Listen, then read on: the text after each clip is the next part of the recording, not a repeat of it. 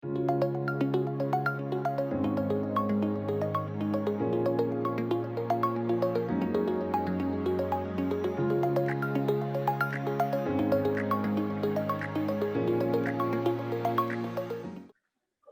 días una vez más. Extendemos la cordial bienvenida a quienes vienen conectándose a través de esta plataforma virtual Zoom a la primera convención Profesor Digital 2030, modelando el futuro de la educación. Sean ustedes bienvenidos. Gracias por ser partícipes de este encuentro académico por 3 días consecutivos, por el esfuerzo que vienen realizando.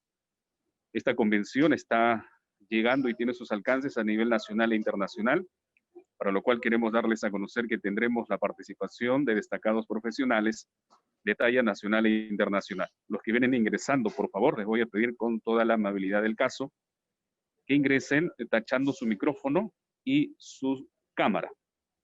Esto como protocolo y norma para que la convención se desarrolle de la mejor manera posible y no tener interferencias, obviamente.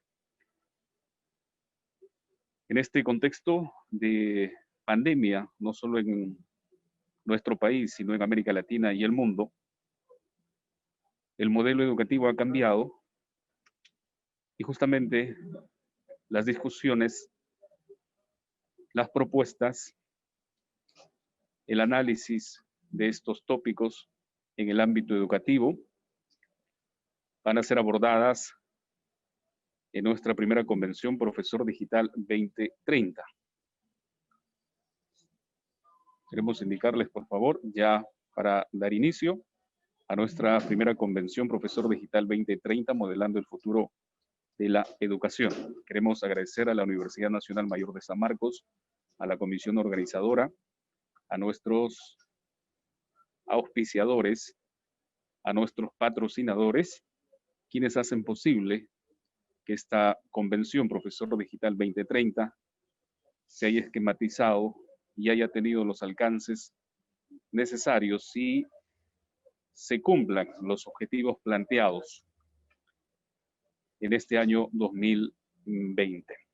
Sin más preámbulos, entonces, señoras y señores, buenos días con todos quienes están conectados y participando a través de la plataforma virtual Zoom.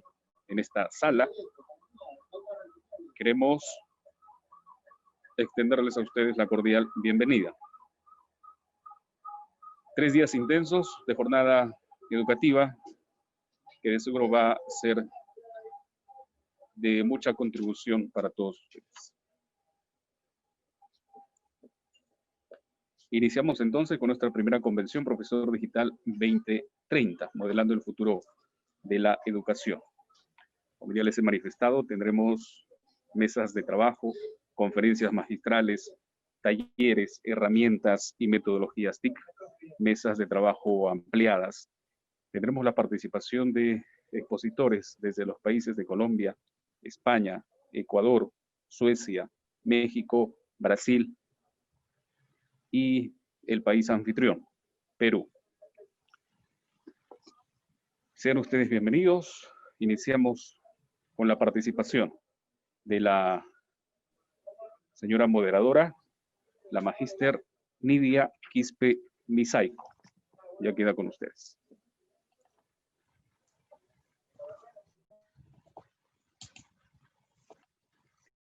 Muy buenos días, bienvenidos todos. No puedo mostrar mi... A ver, muy buenos días, bienvenidos con todos. Estoy teniendo problemas para... Permiten un segundo.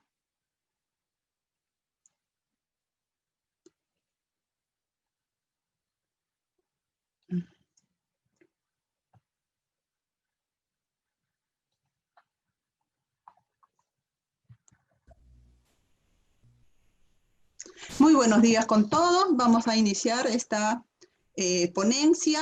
Les habla Nidia Quispe Misaico. Bienvenidos a esta Convención Internacional Profesor Digital 2030.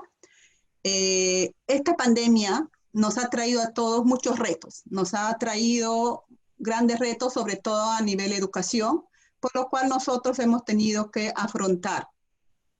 y poder llevar adelante nuestros semestres académicos, nuestro año académico, para que no paralice la educación de nuestros jóvenes, ¿no? A nivel de todos los ellos hemos tenido que enfrentar retos sobre las políticas educativas, hemos tenido que enfrentar y poder adaptarnos, ¿no?, a esta nueva modalidad de enseñanza que es la educación virtual.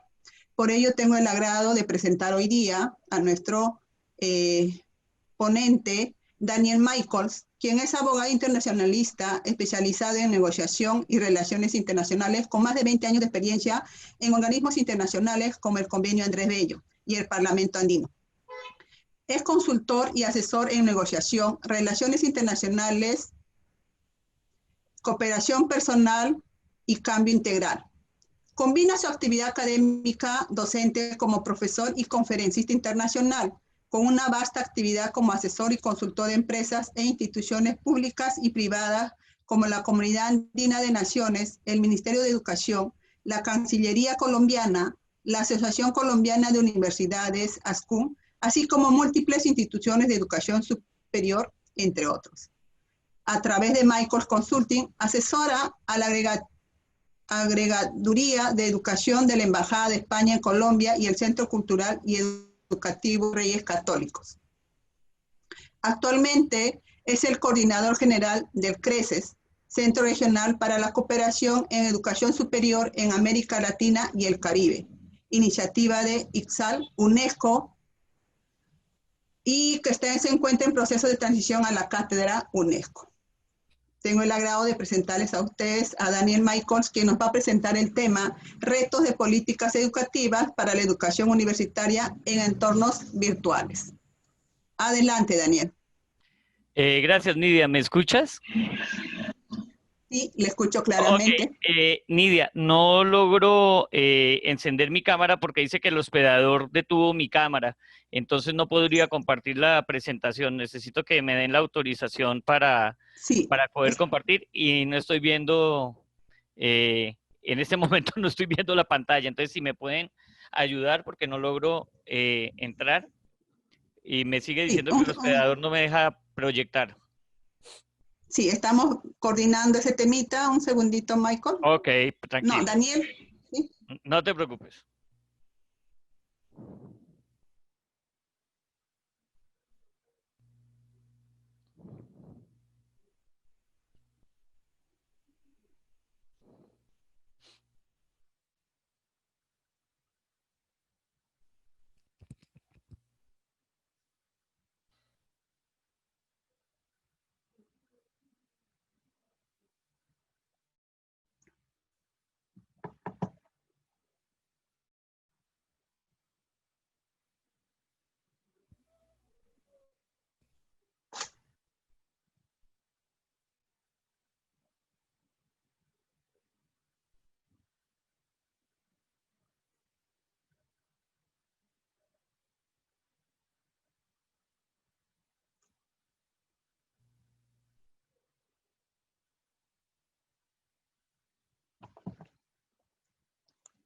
Ok, creo que ahora sí ya se pudo. ¿Me escuchas bien, Nidia? ¿Me escuchas Sí, bien? sí, te escucho muy bien, ¿Y me Daniel. ves Te bien? escucho muy bien. ¿Y ya me Sí, ves? también te veo Ok. bien. Bueno, muy Sí. buenos días a todos. Primero que todo, un afectuoso saludo desde Colombia. Un agradecimiento a la Universidad Mayor de San Marcos por invitarme a participar en este evento, en esta convención sobre Profesor Digital 2030. Para mí es un honor estar con ustedes y poder compartir y dejar algunas inquietudes sobre uno de los temas que creo que en este momento se constituyen el mayor reto para nuestros países y para el futuro de nuestros países. Voy a compartir la pantalla, si me permiten. No sé si ya la están pudiendo ver, Miguel. No estamos viendo. Ok, permíteme un segundo. Sí. Me avisas para ver si ya tan pronto se pueda. Permíteme un segundo. A ver. Ahí creo que ya se debe estar Sí, viendo. ahora sí ya se está Ok, observando, ahí Daniel. se ve la presentación. Sí, se ve la Oh, presentación. perfecto. Una de las cosas es que pues planteé algo que espero que sea realmente motivante para ustedes y para mirar de otra forma un poco lo que vamos a ver. Esto de ser quien abre con la primer ponencia tiene sus retos, pero realmente me gusta porque creo que vamos a mirar aquí varias perspectivas distintas. Por eso me habían planteado que colocara una presentación sobre retos de la política educativa para la educación universitaria en entornos virtuales. Y por eso el subtítulo que ustedes ven ahí que dice Acción en la era de la sociedad cibernética del aprendizaje. Para mí esto es fundamental porque creo que en este momento si algo requiere un cambio profundo, rápido, es precisamente la educación. Y vamos a mirar por qué estoy planteando esto.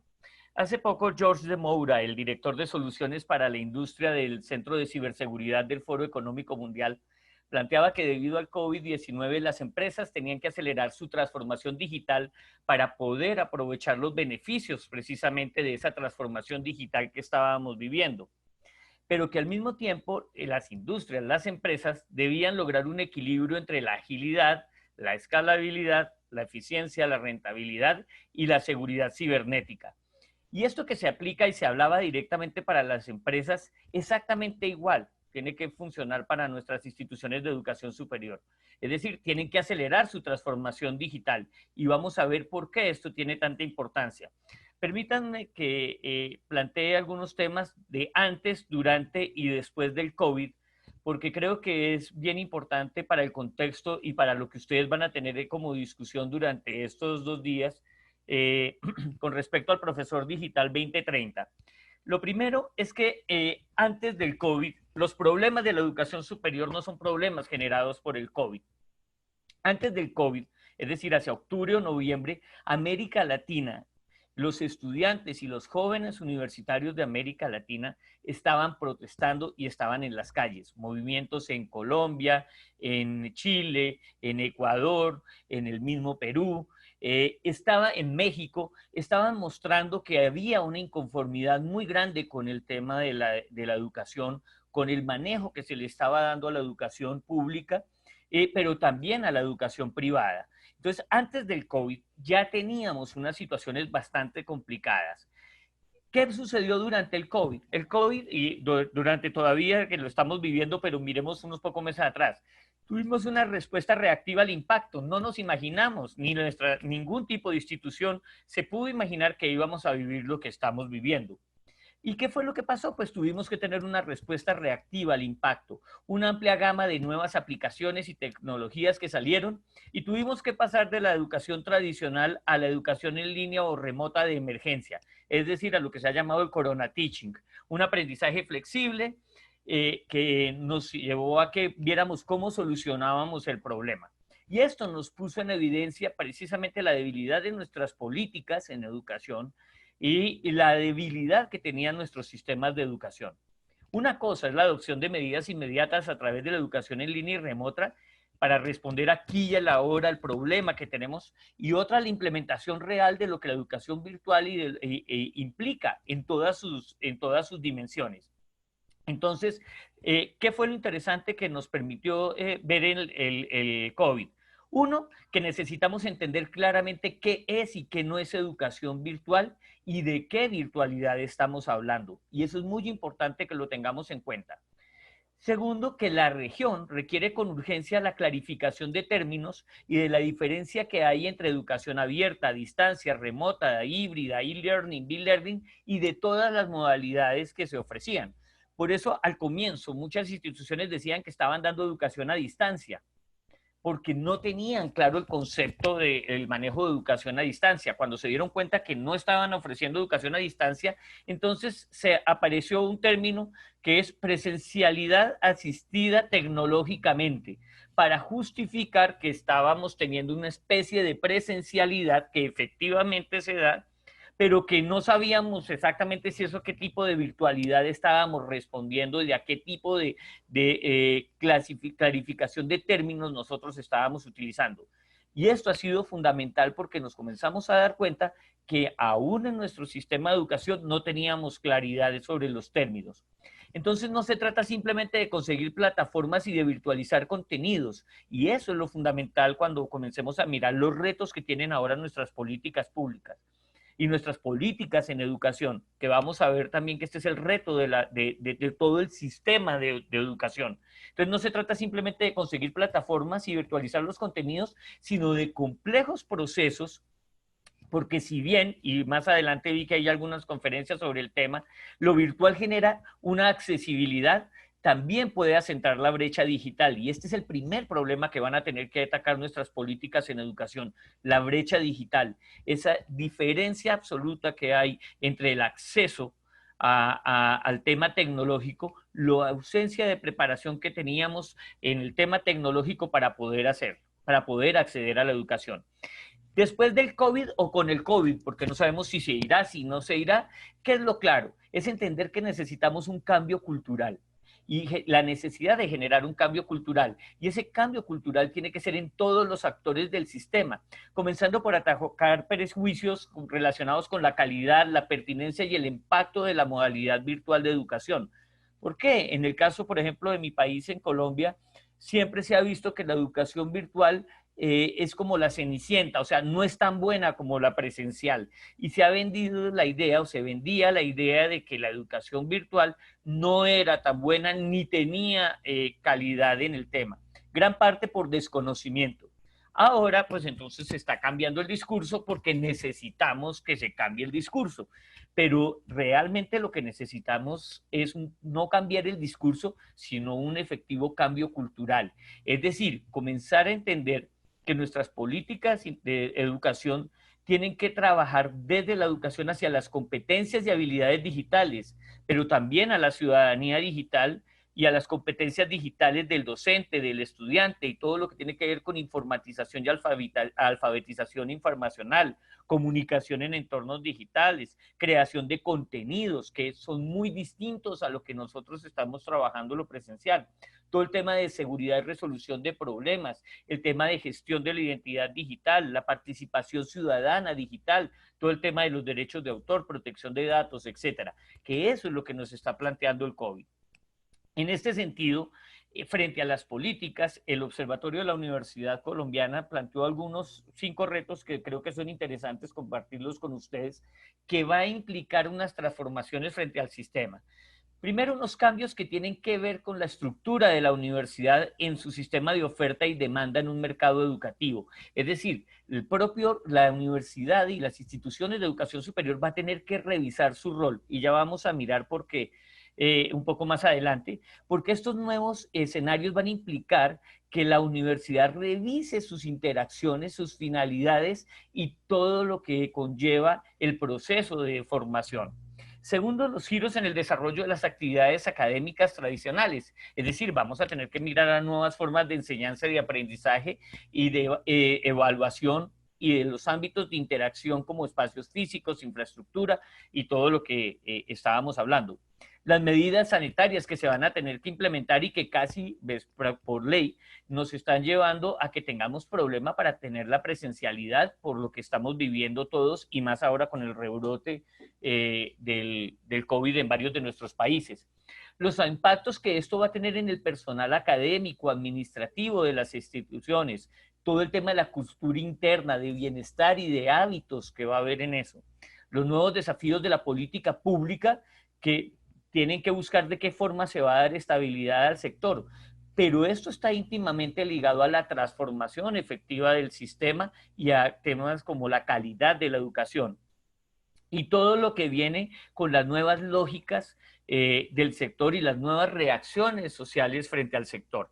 Y por eso algo que yo quiero plantear aquí es que necesitamos descovitizar la problemática y el futuro de la educación superior. La educación superior ya venía con una serie de problemas el COVID ha planteado unos nuevos retos, pero no son los únicos y no son los primeros problemas que tenemos que enfrentar. Tenemos que enfrentar todo lo que se nos viene con una visión de futuro. Por eso un poco lo que decía Paul Valery ya en 1937, que decía, el futuro ya no es lo que solía ser.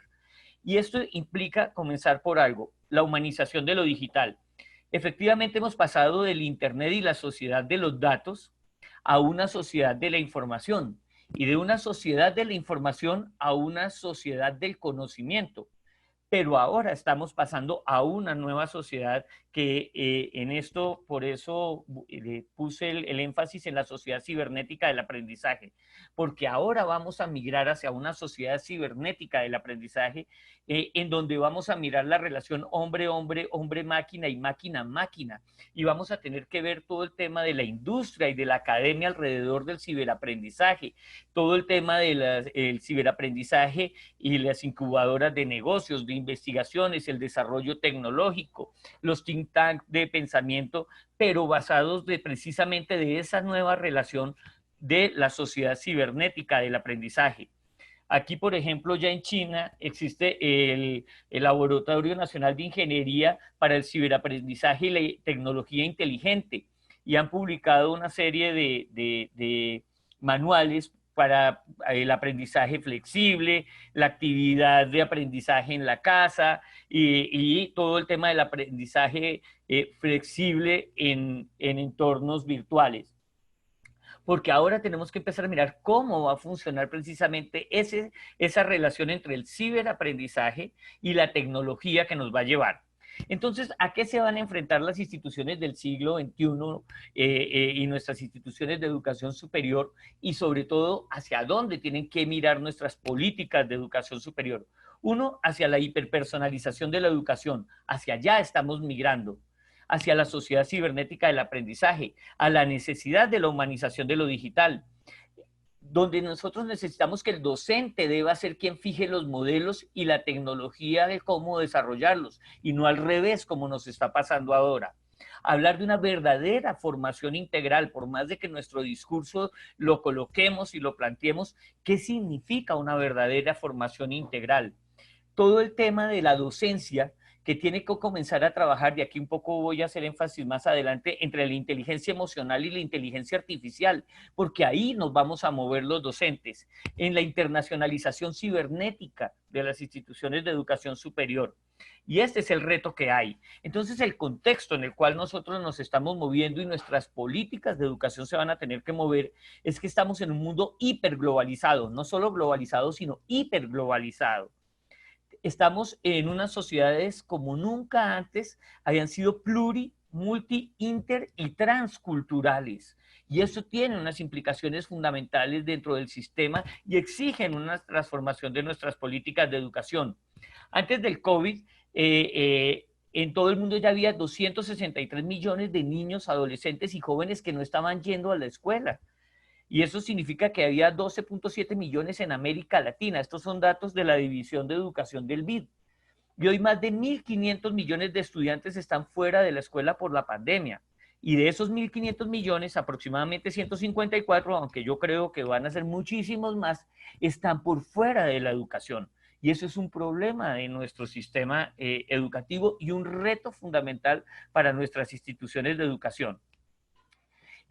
Aquí en esta diapositiva ustedes pueden ver que en Colombia ya hacia el 2014, 4 de cada 10 estudiantes abandonaban sus estudios universitarios antes del 10º semestre. ¿Y esto qué significa? Significaba que había alguna situación que estaba haciendo que nuestros estudiantes no continuaran en educación superior, bien fuera presencial, virtual, como fuera. Uno, ¿por qué? Porque ya la educación, no solo en América Latina, sino en general, el hecho de que yo tenga un título universitario no me garantiza que yo tenga un cambio fundamental en mi calidad de vida. Hay una disrupción, se ha desconectado la universidad y eso es algo de lo que siempre se planteaba, que la universidad estaba desconectada de la realidad de la sociedad, de la realidad de la empresa, de la realidad de nuestros países, y que teníamos, y por eso coloqué esta diapositiva acá, donde se planteaba que teníamos universidades del siglo XIX con profesores del siglo XX para estudiantes del siglo XXI. Y por eso se aboga tanto por una reforma profunda a la educación superior en todos nuestros países. Otro tema es el entorno multigeneracional. Por primera vez tenemos tantas generaciones compartiendo, pero fuera de eso, con la conciencia de poder seguir formando, aprendiendo y con la necesidad de seguir vinculados a los sectores empresariales y al sector laboral. Y tenemos desde los builders hasta la generación alfa, pasando por los baby boomers, la generación X, la generación Y, la generación Z, y que cada uno exige una educación y una formación de acuerdo a su realidad. Y aquí quiero centrarnos en algo que también es muy interesante, porque nunca antes tuvimos una nueva realidad, una realidad megatecnológica como la que tenemos ahora. Hace 20 años atrás era impensable tomar una clase a través de un celular o que un profesor dictara una conferencia a través de un celular. Hoy lo tenemos, podemos grabarlo, podemos hacerlo, y por eso ya estamos hablando de que somos homorobóticos y que estamos en esa línea. Aquí quiero solo dejarles para que miren cómo va a cambiar el acceso a la información y el acceso al conocimiento. Este es Ray Kurzweil. Ray Kurzweil es el jefe de ingeniería de Google y a su vez es el rector de la Universidad Singularity University.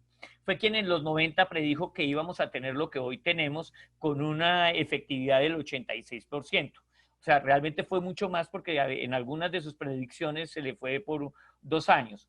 Pero fue quien predijo que íbamos a tener WhatsApp, que íbamos a poder hacer videollamadas desde nuestros celulares, que íbamos a poder tener operaciones de córnea con rayos láser, etc.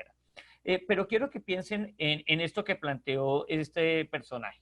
Dice, en la década de 2030 vamos a enviar nanorobots al cerebro a través de capilares, es decir, a través de la sangre, que proporcionarán una realidad virtual de inmersión total desde el sistema nervioso y conectarán nuestra neocorteza a la nube, al igual que la forma en que podemos expandir de forma inalámbrica la potencia de nuestros teléfonos inteligentes 10.000 veces, podremos expandir nuestra neocorteza a la nube. Para hacerlo más simple, a través de nanobots, o sea, de nanorobots, a través de la sangre vamos a conectar el cerebro a Internet. ¿Qué implicaciones tiene eso? Pues que vamos a poder conectarnos a Internet desde el cerebro sin tener ninguna necesidad. Parece ciencia ficción, pero si ustedes ven, ya la compañía de Elon Musk, el mismo dueño de Tesla y quien está mandando en este momento con la NASA los cohetes al espacio, ya anunció que está haciendo el experimento con cerdos. El tema de la cuarta revolución industrial, que también está impactando en la educación y que va a jugar un papel fundamental. El tema del Big Data, la nube, robótica, Internet de las cosas, la inteligencia artificial, la realidad virtual, la realidad aumentada. Aquí a mano izquierda ustedes ven el primer computador cuántico. Se decía que solo hasta el 2025 iba a funcionar, pero ya lo hizo. ¿Y en qué consiste este computador? Esta computadora ya hizo en 3.12 segundos una operación que a nuestra computadora más fuerte binaria de las que tenemos ahora tardaría 10.000 años. Es decir, ya logramos la supremacía cuántica. Miren de lo que estamos hablando y a lo que se va a enfrentar la educación. Y fíjense que ya desde el 83, Gartner ya planteaba el tema de la inteligencia y del cambio del concepto de inteligencia. Es decir, ya no la inteligencia como el saber mucho, sino la capacidad de resolver problemas o elaborar productos que sean valiosos en una o más culturas. Y fíjense que eso es parte del cambio que tenemos que dar, porque mientras nos quedamos nosotros en la necesidad de generar mucho conocimiento, tenemos que transformar en que nuestra educación nos lleve a resolver problemas y a elaborar productos que sean valiosos. Y hemos visto que todo este avance en las neurociencias ya nos permiten ver cómo es de importante la neuropedagogía, el aprendizaje de cómo juegan nuestros neurotransmisores en nuestras relaciones interpersonales. Es un tema que yo como abogado lo trabajo ahora, cómo se habla de neuronegociación. Es decir, piensen ustedes como docentes cuánta adrenalina generan noradrenalina, dopamina, serotonina, ácido aminogamma-butírico, acetilcolina, glutamato, endorfinas. Ustedes se generan en sus estudiantes para que ellos puedan tener un mejor aprendizaje, pero también cómo la universidad genera en ustedes eso. Y por eso ahora, aparte del coeficiente intelectual o el IQ, se habla también de la inteligencia adaptativa, es decir, cómo podemos adaptarnos a un contexto cambiante, incierto, impredecible. Y fíjense que ya aquí también nos planteaban que a futuro algunos médicos podrán prescribir neuroestimuladores que nos permitirán aumentar nuestro coeficiente intelectual de manera artificial. Y esto ha llevado a que también nosotros tengamos que mirar en nuestros temas de educación y en nuestros temas de relación y en los temas laborales la inteligencia emocional. Y fíjense que aquí algo que apenas estamos empezando a mirar es cuál es el papel de la inteligencia emocional del docente con el estudiante en medios virtuales, cómo está funcionando y cómo se necesita generar una serie de competencias. Y por eso se habla de las competencias del siglo XXI del BID, donde ya nos dice, mire, las competencias tenemos que cambiarlas y las tenemos que transformar en nuestras maneras de trabajar, en nuestras maneras de vivir el mundo, en nuestras herramientas para poder trabajar y en nuestras maneras de pensar.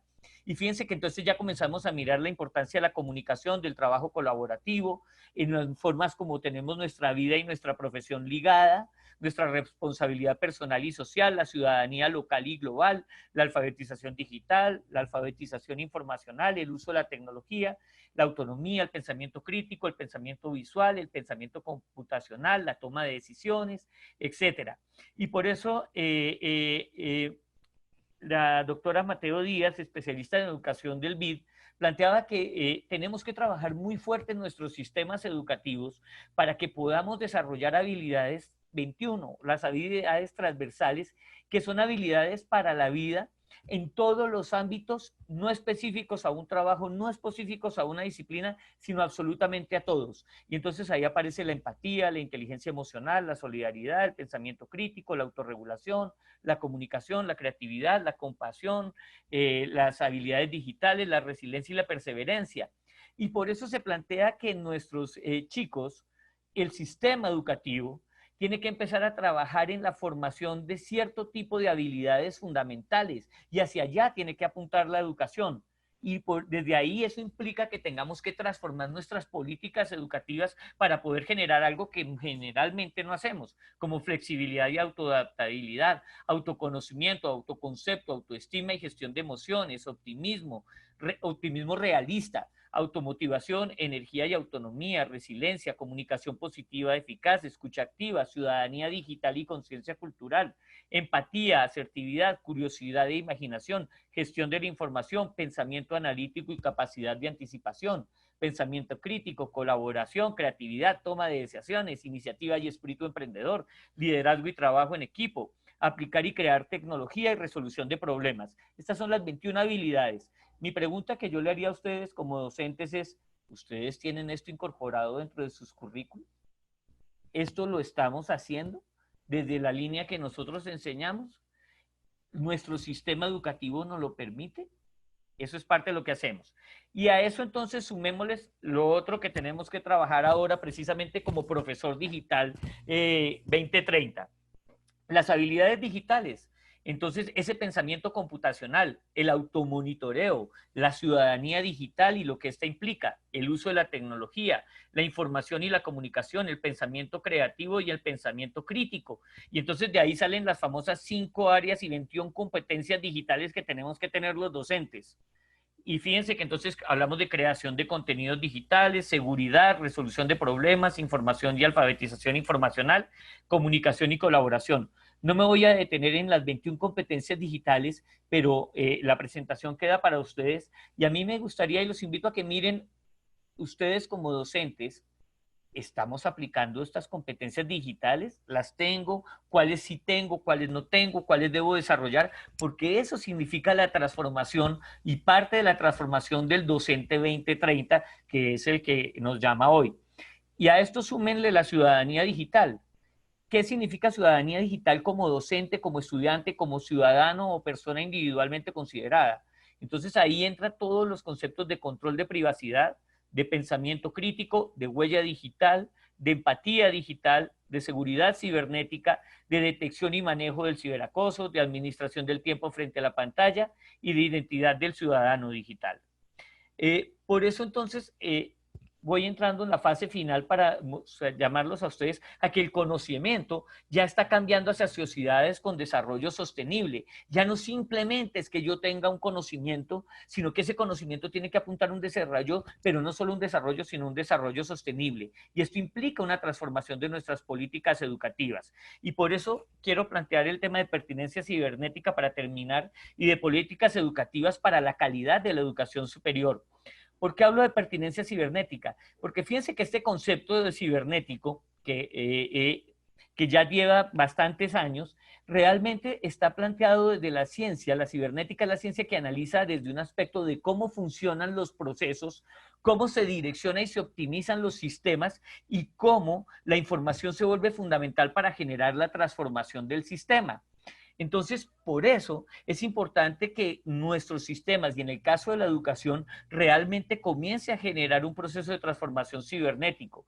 Es decir, que toda la información, todos los mecanismos reguladores que tenemos de retroalimentación nos permita corregir y ajustar rápidamente nuestro proceso vital. Y eso es lo que no tienen nuestras instituciones de educación. Nuestras instituciones de educación son muy lentas para generar el cambio. Y por eso necesitamos generar un proceso de pertinencia y acción cibernética de las instituciones de educación superior. Es decir, hacer que la educación sea un sistema viable, y eso genera que nuestras instituciones y nuestras políticas de educación garanticen que el sistema realmente tenga una inteligencia estratégica, tenga una visualización estratégica interna, tenga una inteligencia contextual que le permita explorar, monitorear, actuar e interactuar rápidamente.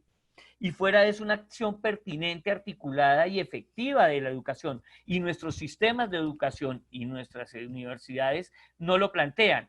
Fíjense que como gran avance nos venían hablando que hemos tenido una transformación del modelo modificado de las hélices, de la triple hélice, es decir, la relación gobierno, universidad, empresa. Luego nos hablaron del modelo de la cuádruple hélice, gobierno, empresa, universidad y sociedad. Y luego nos hablaron del modelo de la quíntuple hélice, gobierno, universidad, medio ambiente, sociedad y empresa. Y ahora con el COVID entonces vamos para el modelo de las 6 hélices, gobierno, universidad, medio ambiente, sociedad, empresa y salud. No, ya no necesitamos más hélices, necesitamos es una turbina, un motor de iones como este que tiene la NASA para viajar a Marte, porque necesitamos entender que la educación no es un tema aislado. ¿Y por qué necesitamos que haya una transformación y pertinencia de las instituciones educativas y de las políticas educativas? Porque las instituciones tienen que volver a ser los espacios donde la sociedad se repiensa, no simplemente actores que responden a exigencias del mercado. Las instituciones de educación superior son actores del desarrollo. Por eso lo fundamental en la cooperación universitaria y la cooperación en educación superior al desarrollo. ¿Y qué quiero plantear con esto? Algunas, en el caso de los ODS, muchas de las instituciones de educación dicen, no, es que yo estoy trabajando el 4, el 17, porque eso es lo que más o menos nos toca a nosotros en educación.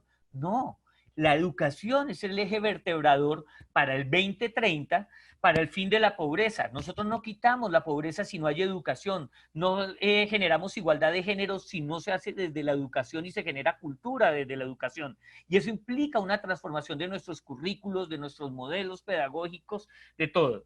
Y aquí, ya para terminar, me gustaría plantear que la educación universitaria en entornos virtuales no es el futuro, como algunos están diciendo, es el presente. Y aquí me gustaría mostrar algo que algunas de las falencias identificadas por el Instituto para la Calidad de la Educación a Distancia, que ya se venía dando en un estudio desde noviembre.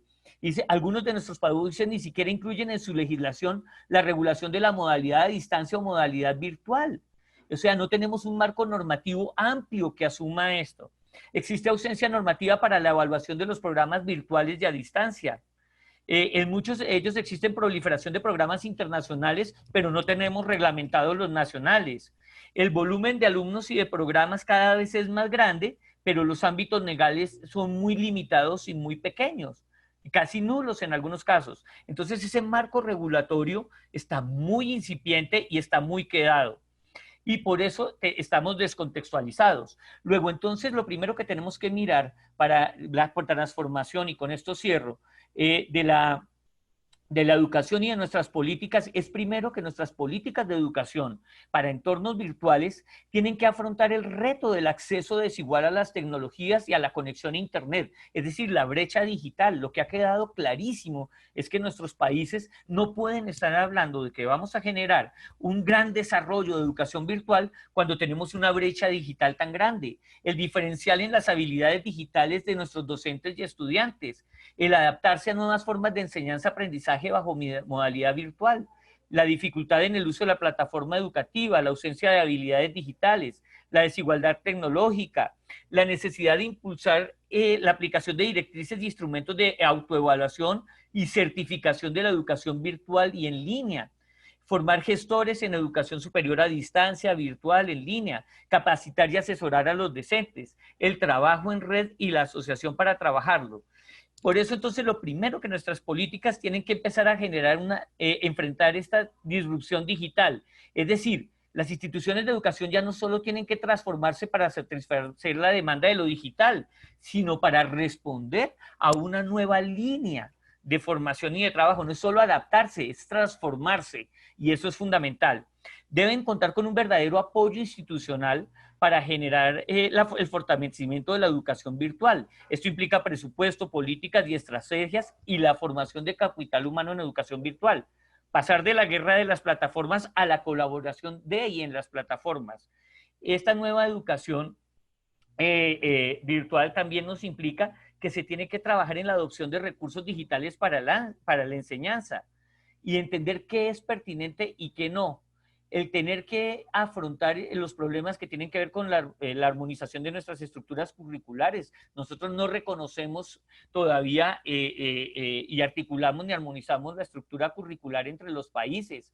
Muchas veces tenemos muchísimos problemas de homologación de estudios y convalidación de títulos. El movilizar todo lo que tiene que ver con las redes de investigación, las redes interdisciplinares. Por eso la sociedad cibernética del aprendizaje nos exige estrategias de cooperación y por eso felicito la iniciativa de este Congreso de trabajar el concepto del profesor 2030, pero no lo miremos desde el punto de vista como una reacción, sino en el reto que tenemos para transformar efectivamente nuestros sistemas de educación y exigir y aportar al cambio de nuestras políticas educativas. Por eso el futuro ya no es la mera continuación del pasado. Y siempre recordar que tanto en lo presencial virtual y en la sociedad cibernética del aprendizaje, el mejor aprendizaje es el que genera felicidad. Y esto era lo que quería compartir con ustedes. Muchas gracias, Daniel. De verdad, muchas gracias. Muy interesante todo lo que nos has hablado sobre estos retos que estamos afrontando en las políticas educativas. Dentro de tu presentación nos has comentado sobre la brecha digital. La brecha digital estuvo presente desde que, digamos, se hizo uso masivo de las tecnologías, ¿no? A nivel educativo, muchas veces anteriormente se presentaba mucho lo que era la resistencia al cambio. ¿No? La resistencia al cambio, sobre todo porque se necesitaba mucho el que nos tengamos que capacitar para que podamos hacer uso de los recursos tecnológicos a nivel educativo. Lo que nos ha traído a nosotros este año el poder enfrentarnos es a eso. También nos hablabas de lo que no es adaptarse, sino es transformarse. Y es algo que nosotros hemos tenido que enfrentar, ¿no? Que de un momento, oigan, no vas a tener la clase presencial, sino vas a tener que adecuar tu clase para que lo hagas en forma virtual, no presencial. Nos ha llevado a todos los profesores, a todos los docentes, en todos los niveles educativos, a poder enfrentarnos y poder adaptarnos para poder llevar adelante este año académico. ¿Cómo plantean el poder, ¿no? Te pregunto, ¿cómo plantean el que se pueda enfrentar este reto, este cambio, esta transformación a lo que es la educación virtual en una coyuntura donde no todos tienen acceso a la conectividad, ¿no? ¿Cómo hacer eso? ¿Las políticas afrontan esto? ¿Cómo podemos hacer?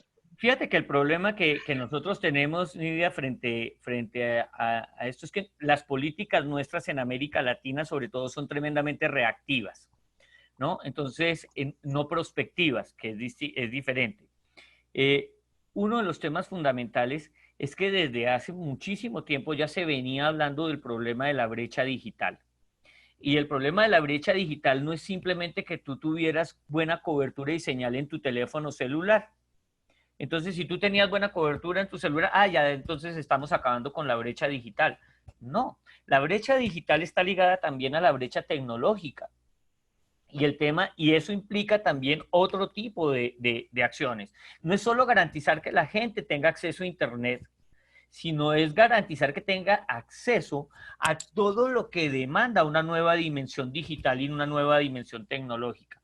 Y eso implica, por un lado, la responsabilidad de nuestros gobiernos y en el diseño y implementación de la educación virtual y a distancia.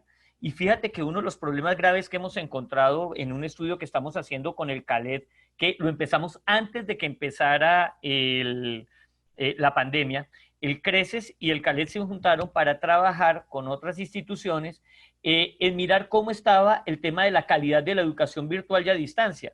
Y lo primero que ya veníamos viendo era que las universidades, las propias universidades, al interior de las universidades, había una confusión tremenda en los términos, entre que era educación virtual, educación a distancia, etcétera. Luego, una de las cosas que vimos es que las legislaciones ni siquiera contemplaban políticas de calidad de la educación a distancia y que la gente en general, y que la gente en general veía, sobre todo en algunos países, que era una educación mala, que no era tan buena como la educación presencial. Pero mientras tanto, los modelos educativos en otras regiones del mundo estaban trabajando ese acercamiento entre la tecnología y la educación. Y no solo para la educación virtual, era la combinación ya entre lo presencial y lo virtual. Entonces, los chicos que pueden conectarse a través de Internet, que tenían clases espejo con profesores en otros países, intercambios interculturales a partir de una clase, los contenidos internacionales que se estaban dando. Entonces, el tema de la política pública es que siempre ha sido muy reactiva y va muy lenta. Y segundo, que nuestras universidades estaban en una comodidad más o menos aparente, pero que ya estaba mostrando que precisamente nuestros sistemas de educación no son pertinentes. Por eso lo decía al comienzo, muchos de nuestros estudiantes se estaban retirando de las instituciones de educación superior, aún de las gratuitas, porque ya sienten que la educación no les garantiza una mejor calidad de vida. Y entonces era mejor acceder al conocimiento de otras formas y de otras líneas. El tema es que ahora, como se nos volteó el problema por el COVID, esto implicó a que las instituciones de educación tuvieran que entrar a pensar. Pero hay un error gravísimo que, por ejemplo, están cometiendo muchas instituciones de educación superior, y es que la forma como afrontaron la pandemia fue coger a los profesores de hora cátedra y sacarlos de la universidad, a los profesores de medio tiempo nombrarlos de hora cátedra y a los profesores de tiempo completo recargarles la cátedra. Es decir, muchos lo que hicieron fue tratar de cuidar los costos y tratar de asegurar que la matrícula no se les cayera, porque las universidades viven de eso, sin pensar en que lo que tienen que responder es rápidamente a una transformación del sistema, como lo están haciendo y como tú muy bien lo decías.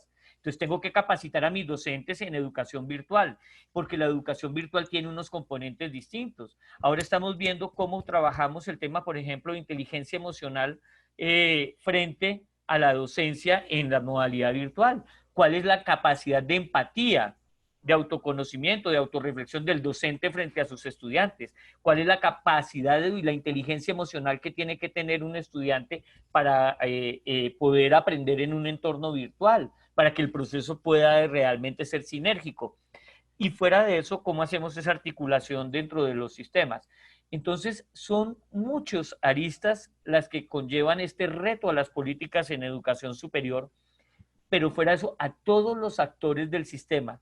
Todos los actores tienen que entrar en ese proceso de transformación de cara a la sociedad cibernética del aprendizaje, que es algo absolutamente fundamental.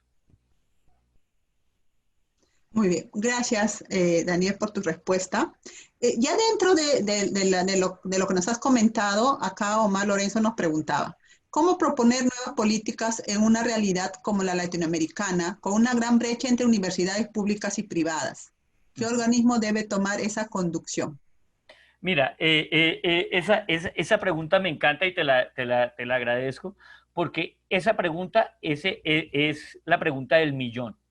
Y ese debería ser el resultado ¿de qué me sirve que yo esté hablando del docente, el docente, el profesor digital 2030, si no hablo del sistema 2030? ¿A qué me refiero? En América Latina, y eso es en general en todo el mundo, eh, pero sobre todo en América Latina, tenemos un problema gravísimo frente a nuestros sistemas de educación. Por lo mismo que planteaba, si yo estoy formando a mis estudiantes sin poderles asegurar que con la formación que yo les estoy dando van a poder acceder a mejores empleos, van a poder acceder a una mejor condición de vida, va a ser absolutamente difícil que el sistema funcione. Ahora, la universidad no es la encargada de resolver el problema, es la encargada de pensar las soluciones y proponer las alternativas para hacerlo. Y por eso la solución a los problemas de educación tiene que ser una visión intersectorial y multisectorial. Pero no podemos seguir pensando en que nosotros, cambiando currículos, reduciendo los costos de personal, tratando de virtualizar los contenidos de las mallas curriculares, con eso vamos a salir adelante del tema. No, es una verdadera transformación del modelo. En el caso del Perú, por ejemplo, te puedo comentar que que hay un proyecto que en este momento está haciendo el Instituto para la Educación Superior en América Latina y el Caribe de la UNESCO y ESALC con el gobierno de Perú para trabajar el fortalecimiento de la educación a distancia, porque en el Perú había tenido un proceso donde se había limitado la educación a distancia. Entonces hay todo un proyecto. Ese tipo de acciones son fundamentales, pero eso implica, lo que pasa es que van a ser muy lentas. Y entonces eso implica sí que todos los actores del sistema, absolutamente todos, tengan que entrar en ese proceso de transformación. Eso va a exigir una transformación, como lo decía al comienzo, de la propia infraestructura de la universidad y de cada universidad, de cada institución particularmente considerada, de cada docente, de cada estudiante, del personal administrativo, de todos, para generar ese proceso de cambio, pero también unas líneas generales de política pública muy grande que permitan articular el sector productivo. Por eso lo que decía, ya no necesitamos de la triple alianza y la cuádruple alianza, sino cómo vamos a enfrentar de cara nuestros procesos de desarrollo articulados entre una institución de educación superior moderna, activa, que forma a los estudiantes en lo que tiene, y el sector empresarial, que recoge a esos estudiantes, que les sirven para poder generar su proceso productivo, pero fuera de eso en áreas que tradicionalmente no son. Fíjense que nosotros seguimos formando abogados, ingenieros, ya quisiéramos ingenieros, porque pues, últimamente, por ejemplo, en el caso de Colombia estábamos viendo que se nos ha caído el número de ingenieros, pero seguimos enseñando sobre lo mismo, cuando nosotros tenemos que transformar grandísimo, en una forma poderosa, todo lo que significa el futuro, la transformación de las empresas, la transformación de lo que hay. Cuando yo hablo de, por ejemplo, adaptarse a nuevas demandas, te pongo solo un ejemplo chiquito. Uno de los mayores negocios novedosos que hay ahora, el juego de video Fortnite, donde un chico de 16 años se gana 3 millones de dólares por haber llegado a una final transmitida a casi 112 países, donde hubo más de 300 millones de personas viendo esa final de Fortnite, es decir, de un juego de video, pero que ese negocio movió miles de millones y mueve miles de millones de dólares y genera empleo, pero nosotros no estamos metidos en eso porque nosotros seguimos pensando en otro tipo de formación. No estoy diciendo que todo el mundo tenga que entrar a juegos de video, sino a pensar en nuevas alternativas de formación acorde a la realidad de lo que tenemos. Pero eso significa que tenemos que generar 4 cosas fundamentales. La transformación del sistema implica transformar la educación superior, sí. y eso implica la transformación de nuestras universidades, y cada universidad debe responder a la realidad en la cual está. Es decir, y permitirle a nuestro estudiante responder a la realidad en donde está. 2, mejorar la calidad de la educación y la calidad y la pertinencia. Yo por eso soy tan crítico de los rankings. O sea, nuestras universidades en América Latina difícilmente van a estar en el top 10 del ranking de Shanghai. ¿Por qué? Porque no tenemos 50 profesores Nobel dentro de nuestra universidad. En el caso de Colombia teníamos solo 2 Nobel. Uno, García Márquez, que murió, y el otro es Santos, que da clases, nuestro expresidente Santos, que da clases en Harvard. Entonces no tenemos ninguna universidad. ¿Y eso quiere decir que nuestra universidad es mal? ¿Que la educación que estamos dando no es de calidad? No. Por ejemplo, la Universidad de San Marcos, con el trabajo que tenía con el Instituto de la Papa en Perú, y la Universidad Agraria La Molina, tenían una investigación en papa maravillosa. Eso, por ejemplo, ese tipo de desarrollo tecnológico en esas áreas puede trabajar en seguridad alimentaria, trabajar en ODS, trabajar en otros tipos de desarrollos. Ese es el tipo de articulación que efectivamente necesitamos. Entonces, y eso significaría que si estamos haciendo investigación, desarrollo y educación de calidad. Sí. Okay. Muchas gracias, Daniel.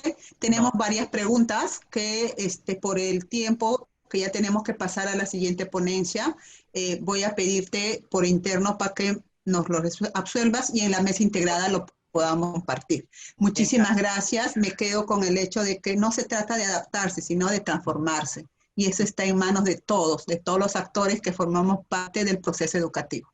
Muchas gracias, Daniel. Te agradecemos mucho.